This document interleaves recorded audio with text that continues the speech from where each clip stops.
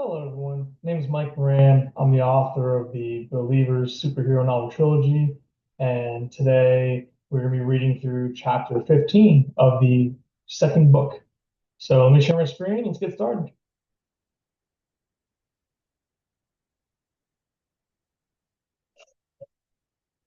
All right, so here we go. Chapter 15, Searching for Answers.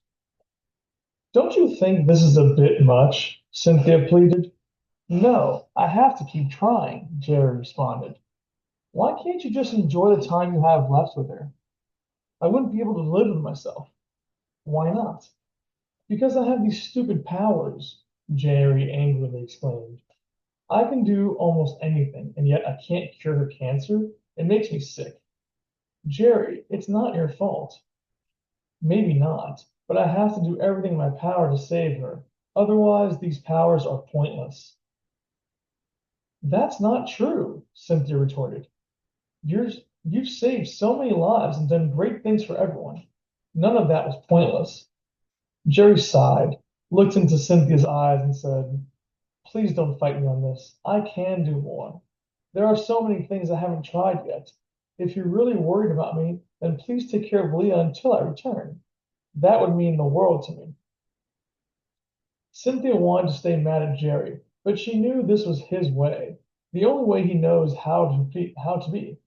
He can't let Leah go without a fight, and she deserved a champion on her side. Cynthia knew the right thing to do. She slowly leaned forward, gave Jerry a soft kiss, and said, I'll take care of Leah. Don't worry. Just be careful. Don't get hurt. Leah's not the only one who needs you to come back in one piece. Jerry nodded in agreement, hugged Cynthia closely, and smiled, and disappeared. He had a long to-do list for the next few days. His plan was to work with Dr. Wong and Dr. Diaz to find a cure for Leah by any means necessary. Diving to a volcano, exploring outer space to its end, walking the entire ocean floor, even falling into a black hole. All options were on the table as far as Jerry was concerned. Unfortunately, time was against him, and he felt guilty leaving everyone behind. Cynthia's words weighed heavily on his mind. I know it's important to enjoy time with Leah during her last days, but if I can find a cure to her cancer, then she'll have all the time in the world. Dr. Diaz had already been briefed on their mission, so he was waiting for Jerry and conducting research in his classroom at the local university. Dr. Diaz understood the sad truth that people have been trying to cure cancer for many years with no success. Deep down, he did not believe Jerry could help, but nonetheless, he was willing to try for his sake and learn more about his superpowers. Jerry soon arrived with determined eyes, greeted Dr. Diaz, and then teleported with him to Dr. Wong's office at the Kennedy Space Center. Jerry excitedly divulged his numerous ideas about how to cure cancer.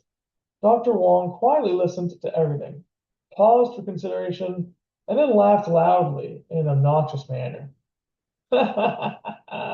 Best ideas ever. Why are you laughing, Dr. Wong? I wasn't trying to be funny. I'm laughing because you're an idiot. You really thought that I could help you find some unknown plant or creature in outer space, the ocean, or inside a volcano, and somehow we could use it to cure cancer? Very funny. Why won't that work? Jerry asked desperately. Dr. Wong recomposed herself and responded. Even if you found a legendary plant or creature, it might take months or years to analyze and figure out how to use it to cure cancer. And don't get me started on all the protocols we'd have to go through. First, gaining approval, then testing on mice, and eventually testing on people. Leah would be long dead by then. Jerry could sense her strong aura of arrogance, but he remained calm and asked, What about going into the black hole that I found in outer space? Maybe we can find something helpful there. Maybe you can, assuming you survive. Do you have any idea how dangerous a black hole is? Anything that enters a black hole gets immediately ripped apart at the molecular level. Remember when you almost melted next to the sun? A black hole is way worse. And even if you survived and made it through the hole, you may not be able to return. What would be the point then? Jerry appeared disappointed and defeated. Dr. Diaz waited patiently, making sure no one else was going to yell something loud or absurd. Eventually, he looked at Dr. Wong and asked, "What about nanotechnology? I found research claiming that NASA has already developed it to a certain degree. Theories prove that it could be used to cure cancer." Theories are not reality. Our nanotechnology is far from complete. Right now, our current nanobots can only walk around. They cannot do anything else, let alone fight cancer cells, Dr. Wong concluded. What if Jerry's powers can make a difference? Maybe he can control the nanobots, and get them to fight. How, Dr. Diaz? Tell me how. Can Jerry use his powers at the molecular level? Can he control a robot? Maybe I can, Jerry interjected. Well, then show me, prove it, and hopefully you'll do better than your pathetic attempt to cure cancer on live TV. That was just sad. Jerry did not like Dr. Wong's short temper and harsh words. However, she was correct that Jerry needed to master his own powers and reach new heights to save Leah. He took a deep breath and asked Dr. Wong if she had nanobots to experiment with. She nodded and reluctantly led Jerry and Dr. Diaz to another room. She felt like it was a waste of time, but figured Jerry could try and fail without any consequences. They walked into the room and Jerry was underwhelmed. He was expecting something incredible and out of this world, but instead only saw a computer in a 4-foot cylindrical container made of metal and glass. Dr. Wong explained that a swarm of nanobots were inside. Jerry and Dr. Diaz looked inside and saw what looked like a bunch of super tiny gray ants. Dr. Wong smiled and sarcastically stated, "There they are, Jerry. Do something with them. Good luck." Jerry observed the nanobots for a few minutes. Then he sat on the floor next to the container and began meditating. He placed his hand on the container to feel the nanobots' movements and gain a better understanding of their capabilities. After a while, he sent surges of energy into the container, attempting to manipulate the nanobots. He was able to move a group of them together, like telekinesis, but unable to make them do anything precise or specific. Jerry's energy was not operating on a molecular level and simply circling over and around them to give him limited control. Jerry knew he needed to do something drastic and risky, so he began concentrating deeper. He chose to focus on a single nanobot and stared at it with his mind. After 10 minutes, he told the doctors not to worry about him, and then his body fell limp. His body collapsed onto the ground as if he was unconscious, except he wasn't. It was all part of his insane plan. Jerry suddenly looked around and saw several nanobots around him. They had metal bodies and were as big as he was. Jerry looked down at it himself and saw that he too was a metallic nanobot, or at least in full control of one. Jerry looked outside the container and saw the doctors, who were now giants towering over his human body with anxiety. Jerry used his powers to send the doctors a brief message explaining that he was now a nanobot inside the container. Dr. Diaz was ecstatic.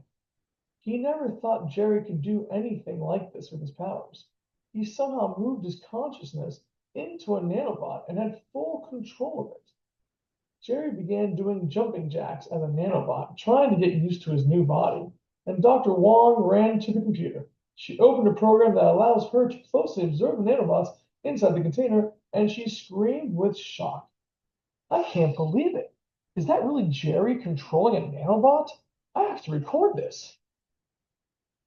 Jerry eventually went full ninja mode and performed punches, kicks, and acrobatic flips.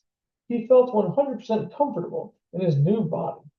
He used his powers to send the doctors a message asking if he could fight something to test his nanobot abilities. Dr. Wong was still in disbelief and speechless, not knowing what to do other than stare at Jerry as a nanobot.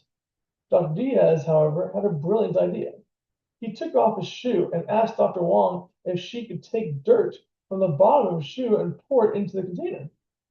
He explained that dirt has bacteria for Jerry to fight against. Dr. Wong agreed and implemented the plan. Jerry saw a stream of dirt and several bacteria falling into the container. It formed into a giant hill, and Jerry bravely charged into it. The bacteria looked like worm monsters with teeth, and Jerry jumped kicked one in the face. Others noticed his presence and swarmed him. They were crawling all over him, biting his metallic body. Luckily, the metallic nanobot armor was nearly impenetrable, and Jerry was safe, but still scared, as he fought off several horrific worm monsters trying to eat him. His nanobot legs were sharp, so he used them like knives to stab and pierce the bacteria. Jerry brutally killed 8 bacteria, each of his deadly strikes causing an unknown liquid to squirt out everywhere. But there must have been at least 100 bacteria, far too many for Jerry to take on alone. He decided to run away, back to the safety of the other nanobots. Jerry feared staying inside the nanobot too long, worried they may run out of energy and may not be able to return to his human body. He sat down on the floor of the container and concentrated all his remaining energy. After a few minutes, Jerry woke up, back in his human body, feeling dazed and exhausted. Dr. Diaz rushed to his aid and provided a glass of water. Jerry drank it all and wearily said, I did it. If I can fight dirt bacteria, I can fight cancer cells inside Leah, right? Dr. Wong approached Jerry and explained, I must admit that you demonstrated an incredible feat and creative extension of your powers, which I never thought possible. However, you clearly reached your limit and you only killed a few bacteria. There could be hundreds, thousands, or even millions of cancer cells inside Leah. You wouldn't stand a chance. Jerry wanted to argue, but he knew she was right. Transferring his mind into an antibody is extremely dangerous, and he would be severely outnumbered against so many cancer cells. The only other option would be to somehow control an army of nanobots, but it might take months or years for Jerry to learn how to do that. Once again, Jerry silently drowned himself with guilt, feeling ashamed that he could not save someone close to his heart. And that's it. It was a short chapter. Chapter 15 is over. I hope you all greatly enjoyed it, and hopefully you'll join me next time for reading the next chapter. Thank you all so much.